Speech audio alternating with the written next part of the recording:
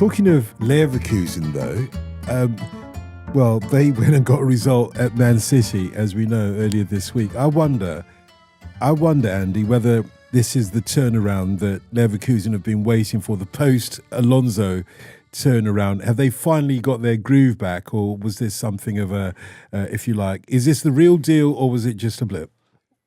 We don't know, but it did feel a bit as if it could have been a bit turning pointy. I was there in Manchester on Tuesday, and I went completely expecting Manchester City to roll them over comfortably. Obviously, I wasn't entirely expecting the lineup that Pep Guardiola was going to pick. And I know we can talk about finishes. I think when I was speaking to you on WhatsApp last night, I sent you a picture of the Man City bench, and I was like, look at this is possibly the best bench that there has ever been in a Champions League game. It was ridiculous. But that just means that starting lineup was a little bit like big Carabao energy there. Like yes. That was, it had big sort of Grimsby away in the Carabao Cup vibes to it. Yeah. So you haven't forgotten that one. Yeah, and it's funny. I guess from that, you could argue that City gave Leverkusen a start. But I think even with that starting lineup, that diminished starting lineup, player for player, you would say City were better than Leverkusen by a degree. But when you can talk about City being those players being unfamiliar and playing with each other, that's the story of Leverkusen's season. Because you look at that starting lineup that they had at the Etihad, 4 of those players were at the club last season, and they've got a ton of injuries at the moment. They had a clutch of teenagers on the bench. The only really senior player they have on the bench is Nathan Teller, who comes on to sort of close things out at the end. And so, we talked about City being able to bring the big guys off the bench, and they make 3 changes at half time, one of which is not Erling Haaland. So you're like, okay, they're really determined to try and win this game without Erling Haaland. And when they go 2-0 down, obviously they bring on Haaland and Schick. But it's just this joke, really, of them bringing on some of the best players in world football from the bench. Whereas Leverkusen, it's like a school trip. It's remarkable, really. And they've got teenagers starting the game as well in Christian Kofane and Ibrahim Maza, who's only just turned 20. By the way, Maza is only starting the games because of the injuries they've got in midfield, notably to Eki Fernandez, who they brought over a big expense at the start of the season. Maza was outstanding in this. And I don't know, sometimes you can have plans as a coach, and Kasper Hjulmand, I think, on the whole, has done a really good job. You bear in mind he takes over from Erik Ten Hag after 3 competitive games, 2 Bundesliga games, which is remarkable. And it's something I spoke about with both Mark Flecken, the goalkeeper, and Simon Rolfe as a sporting director afterwards. I guess the problem for them is that we talk about how busy the calendar is. For them, the issue is they've got a completely new team and they've got no time to actually work on it on the training pitch. And so for them to produce, regardless of what Pep Guardiola might have picked or not picked, for Leverkusen to produce such a coherent performance at this level, I think is absolutely outstanding. But in terms of like stumbling on solutions, Maza, I think, is a really good example of someone who had a brilliant game in quite a responsible midfield position just because they've been forced into playing him, and it's really worked. Well, the suggestion that it's a turning point, like I would argue that the point has already been turned. Right. If you look at their record under Kasper Hjulmand, like they've lost 2 games so far. Like, he's been there for 15 games. To Bayern and PSG. This is the thing, like 15 games in charge, they've lost 2, and that was against Bayern and PSG, which I think is kind of forgivable when you've got a completely revamped and young squad. But I think Kasper Hjulmand is an interesting appointment. It's a logical appointment in some ways. Someone who doesn't have a big club CV, but if you look at his time at Denmark, what he's really fondly remembered for is maybe not like razor sharp tactical acumen, but more emotional intelligence.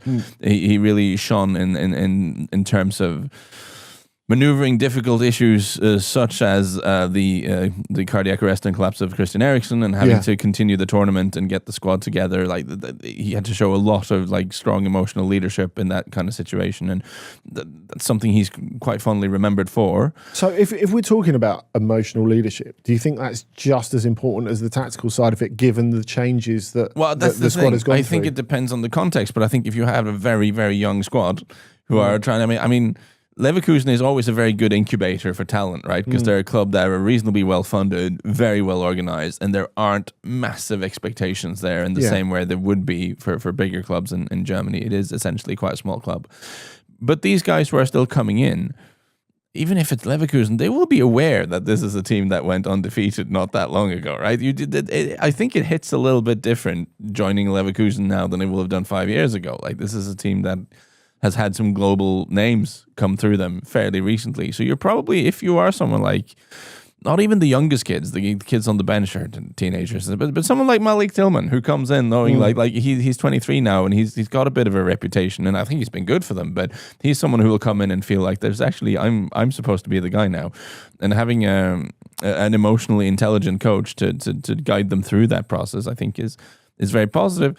I also just think, in a sense, starting that season that badly, it can be a little bit useful. Like, it's not useful in the terms of trying to keep pace with Bayern, because you're not going to do that when you drop that many points that early. But there's something like, and I do profoundly apologize for bringing the golf metaphors to the table here. I try to avoid it.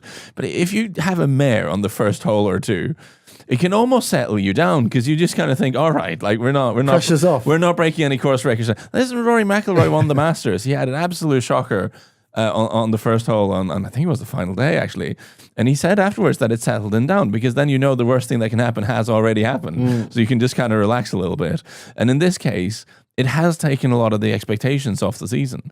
Because of the troubles they had early doors under Ten Hag, no one's expecting Leverkusen to hang with Bayern in the league.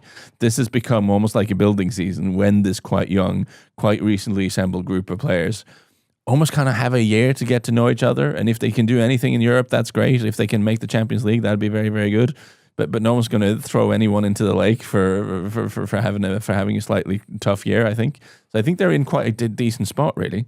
Yeah, forgive your mixed metaphors, though, because wrong sports, mare is horse racing. That's also true, yeah. But can they maintain their performance throughout the season with emotional intelligence? That's the question.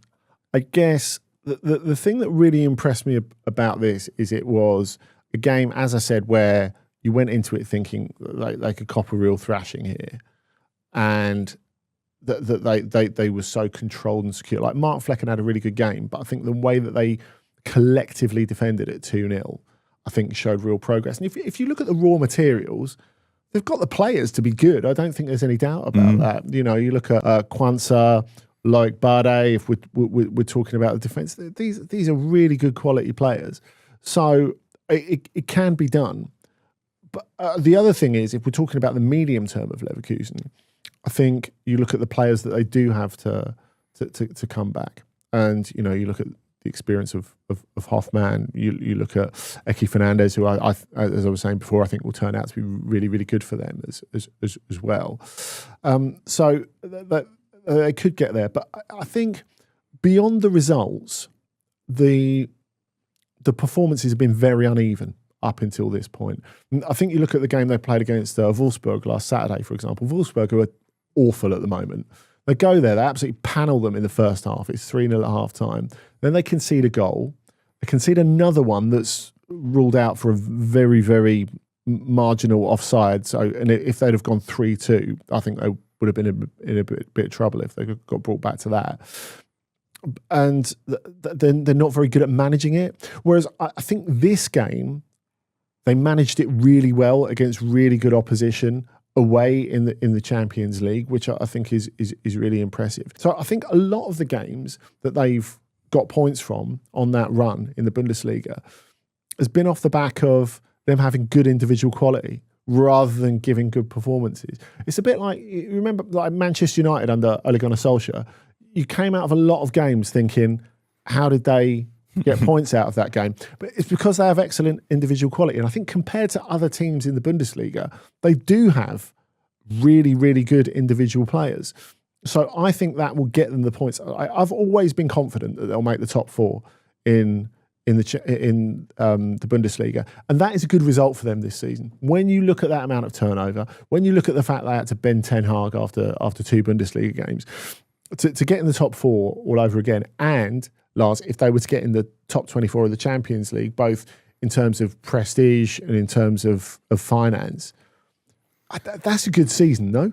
Yeah, and this has become my role here, to be the guy who pivots to the fixture list. But it's useful. Someone has to have in the broadcast. Someone has to do that. They've got in the last 3. They got a Newcastle at home because nobody knows the fixture list. They've got Newcastle at home, Olympiacos away, and Villarreal at home, which is kind of an interesting one. Because you could possibly even get max points out of that. I think that's possible because Newcastle are very good at their best, but they've had a few really iffy away performances this season. Yeah. Olympiacos away is not easy. You don't love going down to Marinakis land there, but actually they're not the best Olympiacos. I mean, we absolutely taken apart by Kylian Mbappe yesterday, and Villarreal, fresh from kind of getting tonked by Dortmund, you'd kind of feel that them at home on the final day should be doable. Yeah, I mean, you look at Villarreal, and we'd all be talking about them if it wasn't for Ajax and Benfica, wouldn't we? Mm-hmm. And Benfica have got more points than them now. Remarkably. Yeah. So if we're talking about this as being, the turning point already have been achieved, and we're talking about the top 4 as being... The point has been turned. Is that a sailing metaphor, since we're mixing metaphors here?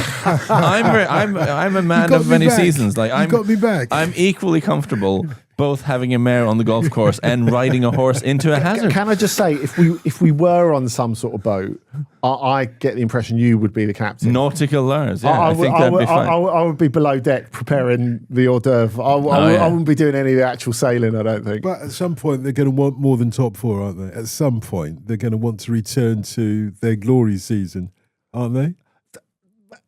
Well, are they? Because I think the thing with Leverkusen is their strength is they've always known what they are. Like Lars says, they're not a massive club. They are a well-funded, successful club who, if they can get into the Champions League season after season after season and say, I don't know, 1 season in 5, have a half challenge for the Bundesliga, then great. Or have a crack at a European trophy, then great. But they know that they can't become Bayern. You could argue what's messed with Dortmund's heads in the last decade is this growing sense, certainly globally, that they should be a challenger to Bayern. They shouldn't be a challenger to Bayern. They should be the best of the rest, though. Let's not start the Dortmund conversation. That is true. But I think there is. But like in every full self-improvement mode here. But like in every challenge lies an opportunity. This is true. But Leverkusen can look at the fact that they're kind of a smaller club, not super culturally relevant, not super lot of fans like that. Not that many people care about Leverkusen. But that, like I said earlier, can be a real advantage. Like it can give the young players a little bit of respite. You can do things like sack your manager a couple of games into the season, and it's not a massive scandal because at the end of the day, not that many people care about Leverkusen. And because it's Erik ten Hag. There's also that. Also that, and it means you can be left alone to do your work. And I think that is an advantage for them.